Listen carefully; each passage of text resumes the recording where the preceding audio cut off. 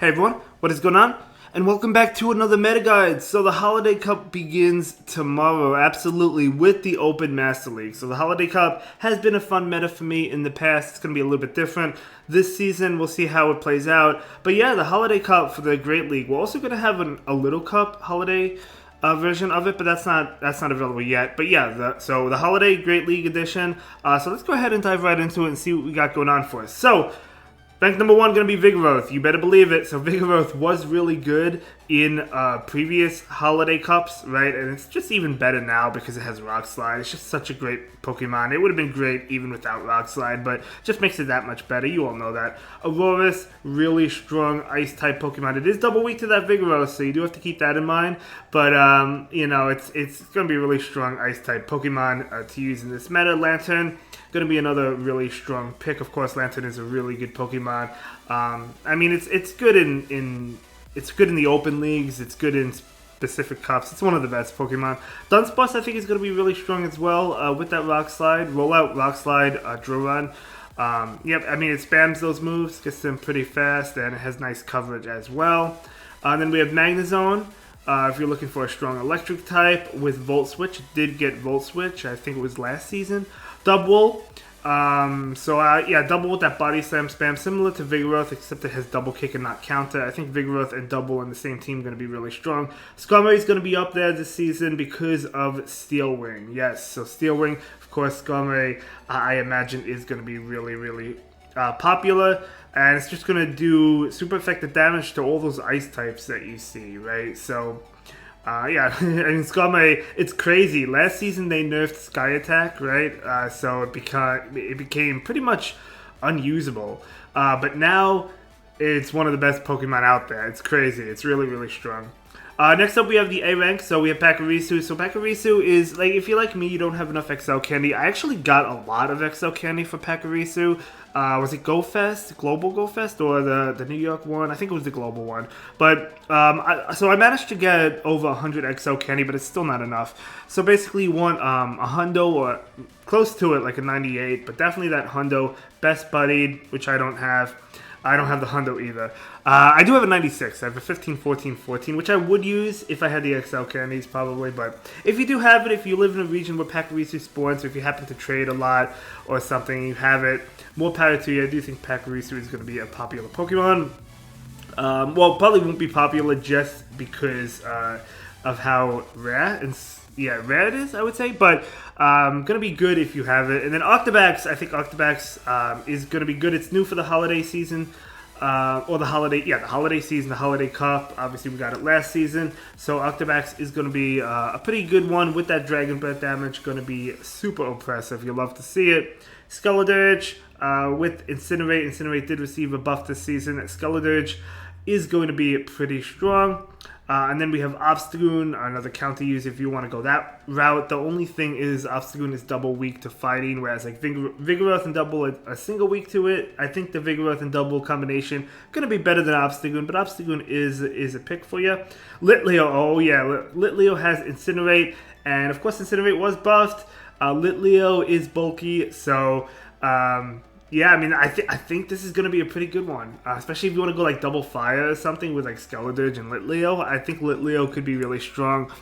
It also has Fire Fang, which I think was used before it got Incinerate, but I do have enough XLs for it. At one point when I wanted to use Litleo, I didn't have a good one, and I didn't have enough XLs, but I do now. So Litleo might be on my radar for this Holiday Cup. Then we have Charjabug. Charjabug, ever since it got that Community Day, Grubbin Community Day, Charjabug did receive Volt Switch. It's just so good in specific cups, and there's no reason why it wouldn't be good in the Holiday Cup either. And then next up we have the B rank, Togedemaul. I think we have better electric types. I think Pachirisu, Lantern even, but Togedemaul is an option. Stunfisk, I do like Stunfisk because of that ground typing. It does have to watch out for ice, I guess, but that ground typing is going to help it. Talonflame, another Incinerate user. It also has Fly, of course, and Flame Charge. I know you've seen it plenty of times in the Great League this season, as well as the Ultra League, no doubt about it. I love what they did with Talonflame this season. And then we have Alolan Graveler. So Alolan Graveler plus Golem, going to be really powerful this meta, I believe. And then Alolan Malak, another Fire type. But let's go ahead and move into the other options. We have a couple ice types. We have Alolan Sandslash, and then we have Alolan Ninetales. Charm might be difficult. I mean, you could use Charm, I guess. I guess you could use Charm. The only thing is there's a lot of fire types. And like we have Skarmory as well. We have Magnezone, so steel types. So you're kind of going to struggle, I feel like, if you run Charm.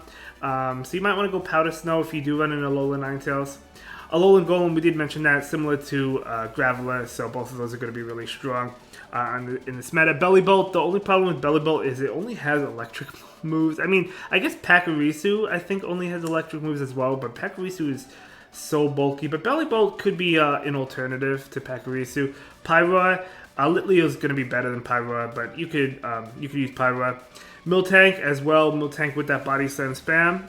Maybe a team with Miltank plus Dunsparce could work. That could be pretty cool. And then we have, Baxcalibur. Okay, so if you happen to have a Baxcalibur, Octobax is going to be better, but if you want to go double Dragon Breath, I guess you could do that. I mean, yeah, why not? There's going to be some fairy types, for example, Wigglytuff, but not many of them. So Wigglytuff is going to be an option. Of course, it did receive Icy Wind this season, so we might see it more so than we would have in the past. But I still don't think it's going to be that common. Charizard, we have better fire types like Talonflame, Litleo, and Skeledirge, so I don't think we'll see Charizard. Charizard's good, don't get me wrong. It's really good, but it's also really, really frail. So I think that's what Charizard has going against it, especially in the Great League. But it is good, but you'll probably see one of the Incinerate uses over Charizard. But you might see Charizard occasionally, who knows. And then we have Mandibuzz, Flying type. We have Credulli, and we have Abomasnow, so another Ice type in that Abomasnow. So yeah, that's going to be the Holiday Cup for you. Let's go ahead and move on to the Solid Team options. So for the first team, we do have the double normal in the back, Vigoroth, and double, so the double Body Slam spam uses, and then we have Charjabug in the lead. Of course, the back line doesn't really appreciate fighting types, or not fighting types, but fighting attacks. Although, if you go up against opposing Vigoroth, a double, you're also doing super effective damage. But Charjabug resists those attacks, so because it's a bug typing, so it does resist fighting type attacks. So I think that's going to be pretty good. I would imagine this team probably going to struggle against a Skeledirge. So we have to keep that in mind. But at the same time, you do have Rock Slide on Vigoroth, which is super effective, plus the Payback on the double. Probably go with Payback.